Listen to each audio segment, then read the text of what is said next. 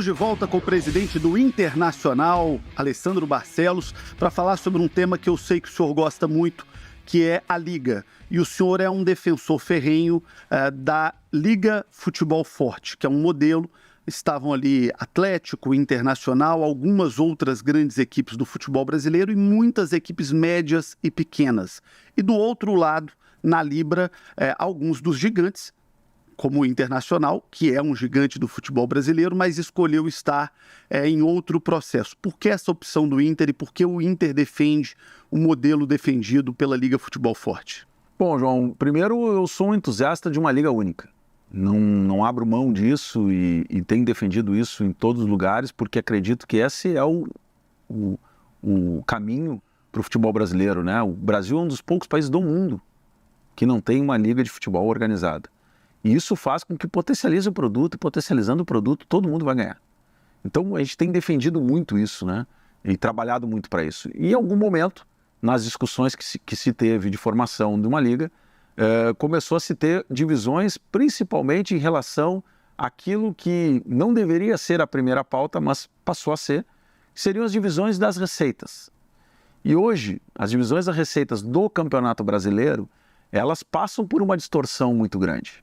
Né, fruto de contratos que foram feitos num momento muito diferente do momento atual. Não existia a lei do mandante, não existia um conjunto de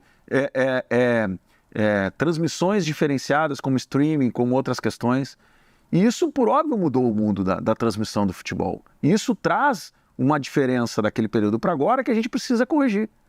E isso, na formação de blocos, o Inter foi o último clube a aderir praticamente à Liga Forte Futebol. Ficou muito claro para nós de que o modelo de distribuição que a Liga Forte defende é um modelo mais justo, mais correto e que ajuda todos os clubes a crescerem e que diminui a diferença hoje, né, muito grande, principalmente dos dois maiores clubes, em relação aos demais.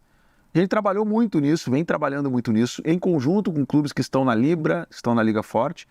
E hoje nós nos encontramos num momento importante e crucial da definição disso, né? Para que a gente não tenha dois modelos de venda, de transmissão e um campeonato ainda organizado, né? Sem nenhum problema, mas ainda organizado pela CBF.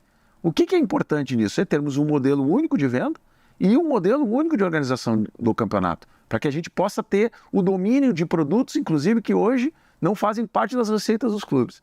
Estamos defendendo isso, né? Estamos tratando disso nesse momento e acreditamos que, independentemente dos investimentos que estão sendo propostos, da forma como estão sendo propostos, é fundamental que a gente não perca nunca esse objetivo de estarmos numa liga única do futebol brasileiro, independentemente se é Libra, se é Liga Forte ou se é, quem sabe, uma terceira via construída a partir dessas questões. O importante é que a gente não tenha bloqueios nessa construção para que a gente tenha melhor resultado no final. O presidente do Botafogo, ou dono da SAF do Botafogo, ele disse que perdeu a paciência com o processo, que é muito moroso e que não vai mais esperar, que vai negociar individualmente a porção do Botafogo nesse processo.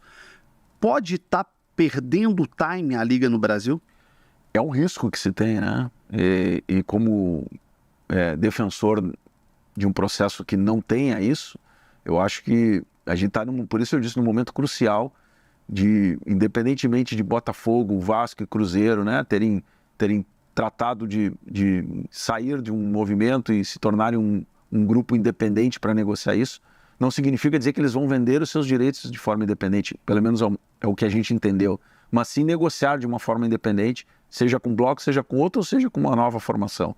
Eu acho que nós precisamos entender aonde estão as diferenças, e elas são poucas, na minha opinião, em relação não ao tamanho e volume de recurso, mas aos itens colocados, né? Se elas são poucas e basicamente se refere à divisão de recursos ao longo dos 50 anos, nós precisamos atacar isso de alguma forma e sermos maduros o suficiente para que entendamos, todos nós, que isso vai ser importante para todos e para o futebol brasileiro. Se a gente não tiver essa capacidade, infelizmente a gente vai correr num erro que já corremos no passado, de negociações fragmentadas, né? Com o quê? A gente vai ter uma competitividade de um clube com outro, de blocos, mas no todo vai ficar muito dinheiro na mesa.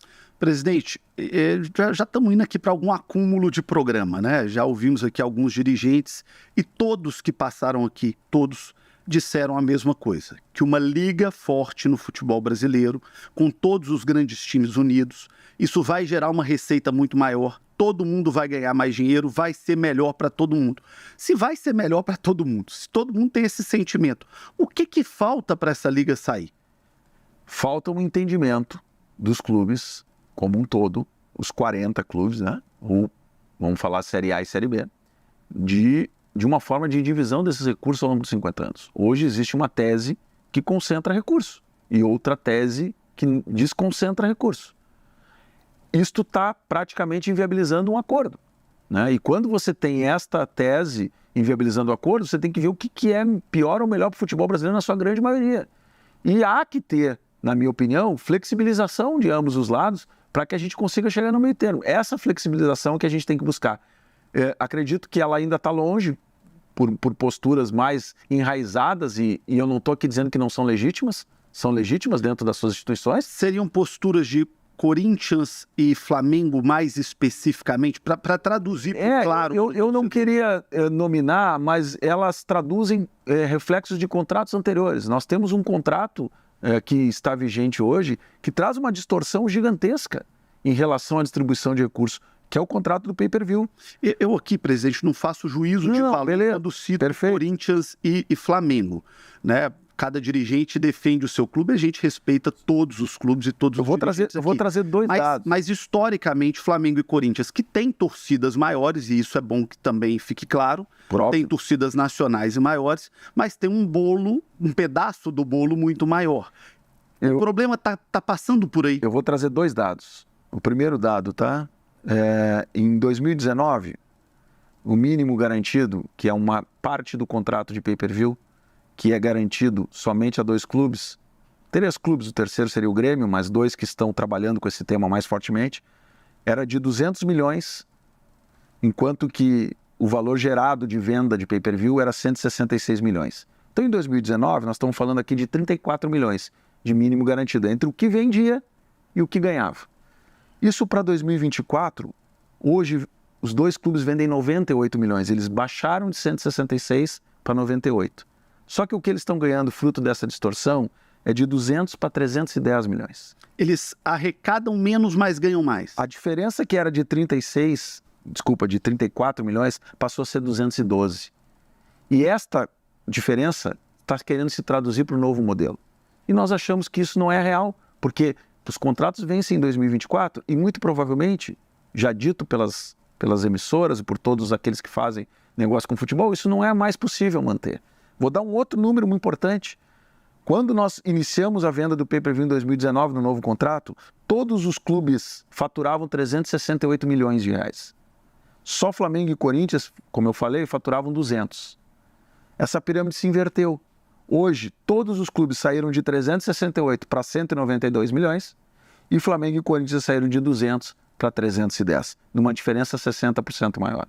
Essa distorção, nós entendemos na Liga Forte que ela precisa ser, não estou dizendo que Flamengo e Corinthians têm a maior torcida do Brasil e merecem e vão ganhar mais.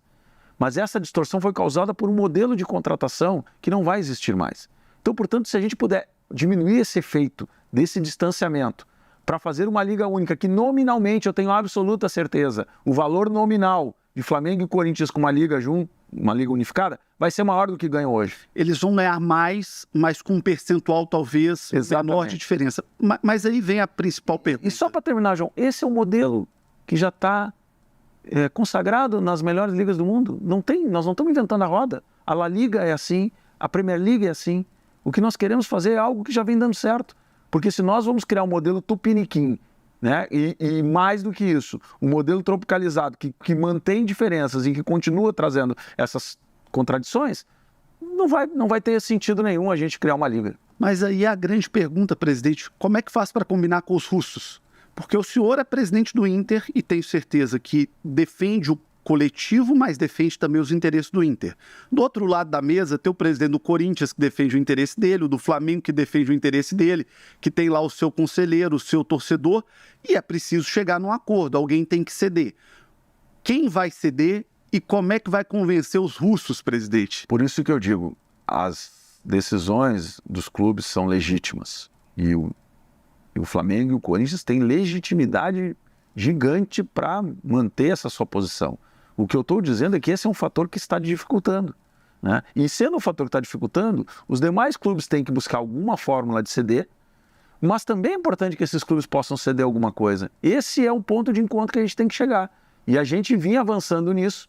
Infelizmente, no último período, deu ficou um pouco mais difícil que isso acontecesse, mas a gente acredita que é possível, né? Que a gente possa criar algum mecanismo que faça com que Flamengo, Corinthians, né, que são os clubes com maior torcida, né, tenham essa diferenciação, porque é do trabalho e da natureza e do tamanho das suas instituições, mas que isso dentro da receita Campeonato Brasileiro, a gente possa produzir um bolo maior, dividir melhor esse bolo e fazer com que todo mundo ganhe.